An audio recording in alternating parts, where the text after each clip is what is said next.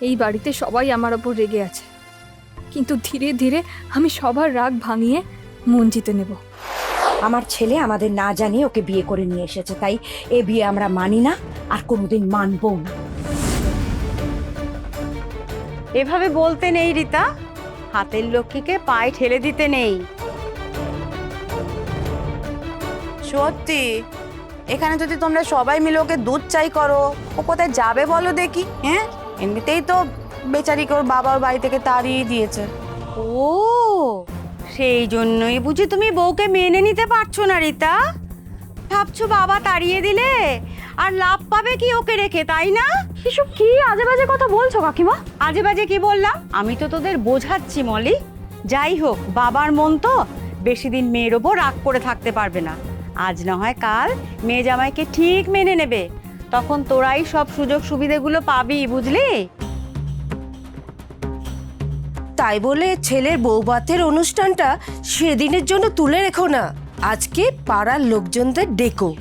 মন্ত্রীর বাড়ির মেয়ে তোমাদের বাড়ির বউ হয়েছে, তাই বলে আমাদেরকে যেন পর করে দেও না রিদাদি।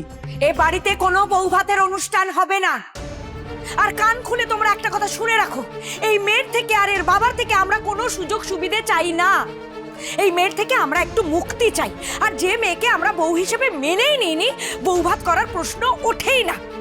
তোমরা এখন বাড়ি যাও তো, এসো বাড়ি যাও তোমরা। এই চলো তো, চলো। রীতার এখন খুব দেমাগ হয়েছে, যে কিনা মন্ত্রী মশাইয়ের মেয়েকেই পাত্তা দিচ্ছে না, সে আর আমাদের কি পাত্তা দেবে বলো?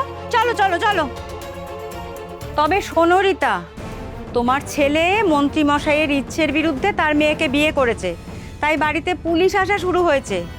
না চাইলেও আমাদের নজরে তো সবই পড়ে, তাই ভালোর জন্য সাবধান করে দিচ্ছি, অত দেমাগ দেখেও না।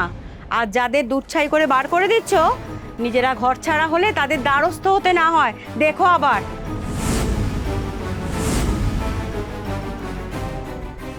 চলো গো লক্ষ্মীদি, শিপর্ণাদের বাড়ি থেকে একবার দেখা করে আসি। যতই হোক ওরাও তো আমাদের প্রতিবেশী। চলো চলো চল।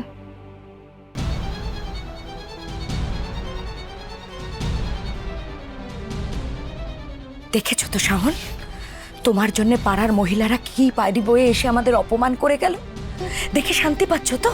মনটা একেবারে জুড়িয়ে গেল তোমার। মা, কি হলো, চুপ করে আছো কেন বলো? মা এর সাথে কথা বলাই বৃথা। তুমি চলো ভেতরে চলো।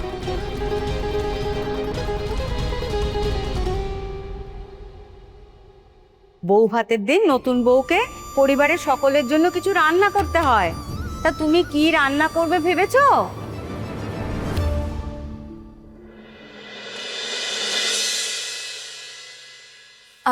আপনি একটু দাঁড়ান, স্যার এক্ষুনি আসছেন। আচ্ছা, আমি জানি স্যার শাওন মায়ের ওপরে খুব রেগে আছেন। এই রাগ সহজে কমবেও না হয়তো, কিন্তু আমার সাথে তো ওনার এই পরিবারের সম্পর্ক বহু বছরের। আমি ওনাকে বুঝিয়ে বললে নিশ্চয়ই উনি বুঝবেন। একটু তো শান্ত হবেন। আচ্ছা শাওন ম্যাডাম, শুভদাদারা কেমন আছে ওই বাড়িতে? খুব ভালো আছে তাই না? হ্যাঁ, খুব ভালো আছে। এই বাড়ির মতো করে না হলেও আমরা আমাদের সামর্থ্য দিয়ে শাওন মাকে ভালো রাখার চেষ্টা করছি। এবার শাওন ম্যাডাম ঠিক সুখে থাকবেন, আনন্দে সংসারও করতে পারবেন। ওই বদমাইশ মন্দার বাবুর হাত থেকে ঠাকুর ঠিক বাঁচিয়ে দিলেন ওনাকে, এই তো অনেক। আজ তো শাওন মায়ের বউ ভাতের অনুষ্ঠান। তোকে যেভাবেই হোক স্যার আর এই পরিবারের লোকদের ওই বাড়িতে নিয়ে যেতে রাজি করাতেই হবে প্রদীপ। বাড়ির সবাইকে দেখলে শাওন মা যে খুব খুশি হবে। আপনি কেন এসেছেন এখানে? আমি জানি যে সেদিন বিয়ের অনুষ্ঠানে আপনারা যা শুনেছেন তাতে আপনারা শাওন মা আর শুভর ওপরে খুব রেগে আছেন, কিন্তু স্যার ওরা তো ছোট, একটা ভুল করে ফেলেছে। আপনারা যা শাস্তি দেওয়ার দিন।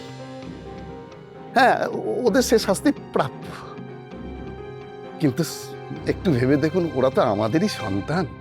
সেই জন্যই বলছিলাম, আমরা দুই পরিবার মিলে যদি একটু আলোচনা করে ঠিক করে নিয়ে ওদের শাস্তি দিতাম, সেটা হলে ভালো হতো না?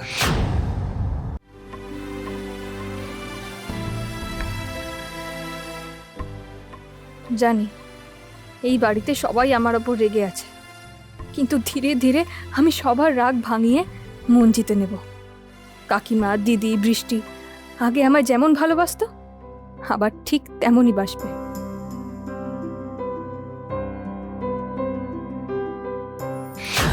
তোমার সাহস কি করে হলো? কে অনুমতি দিয়েছে তোমাকে আমার হেসেলে ঢোকার? আসলে আসলে ওই কাকিমা বলল আজ আমার বউ ভাত, সবার জন্য রান্না করা উচিত আমার, তাই। এই কাজ বাড়ির বউয়ের। কাল আমি সবার সামনে স্পষ্ট জানিয়ে দিয়েছি আমি তোমাকে এ বাড়ির বউ হিসেবে মেনে নেব না। তাই এই রান্নাঘরে ঢুকে কিছু বানানো তো দূর, তোমার এই রান্নাঘরে ঢোকার কোনো অধিকার নেই। একটা কথা কান খুলে শুনে রাখো শাওন, তুমি এই অধিকারী পরিবারের কেউ নও আর কোনোদিন হতেও পারবে না। স্যার, বাবা মা হিসেবে আমরাই তো ওদের ভুলটা ধরিয়ে দেব, আমরা ওদের শাস্তিও দেব, আবার আবার ক্ষমা করে ওদের বুকে টেনে নেব। এটাই তো কর্তব্য হওয়া উচিত। কিন্তু তাই বলে ওদের ভালোবাসার এই সম্পর্ককে যদি আমরা স্বীকৃতি না দিই তাহলে তো স্যার। এখন কি আমাকে নিজের দায়িত্ব কর্তব্য কি সেটা তোমার কাছে শিখতে হবে? না না স্যার, আমি কিছু শেখাতে চাইছি না, সেই ধৃষ্টতা আমি সেদিন বিয়ের অনুষ্ঠানে কি বলেছিলাম সেটা মনে আছে তো? শাওনের বিয়ে হয়ে গেছে, এখন ওর দায়িত্ব তোমাদের। ওর সাথে আর আমার কোনো সম্পর্ক নেই। আমি জানি স্যার, সেদিন আপনি রাগের বশে এই কথাগুলো বলেছিলেন। আমার রাগ এখনো তুমি দেখোনি প্রদীপ অধিকারী।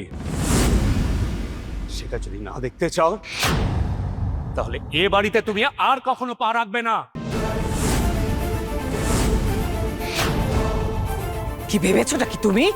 এই সস্তার মিষ্টি এনে আমাদের মন গলাবে তুমি?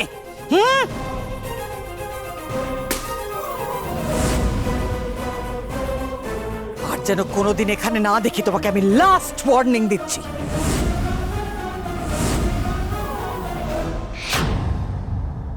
তুমি এভাবে কেন বলছো কাকিমা? আমাকে কেন এভাবে দূরে ঠেলে দিচ্ছ? তুমি তো আমাকে কত ভালোবাসতে।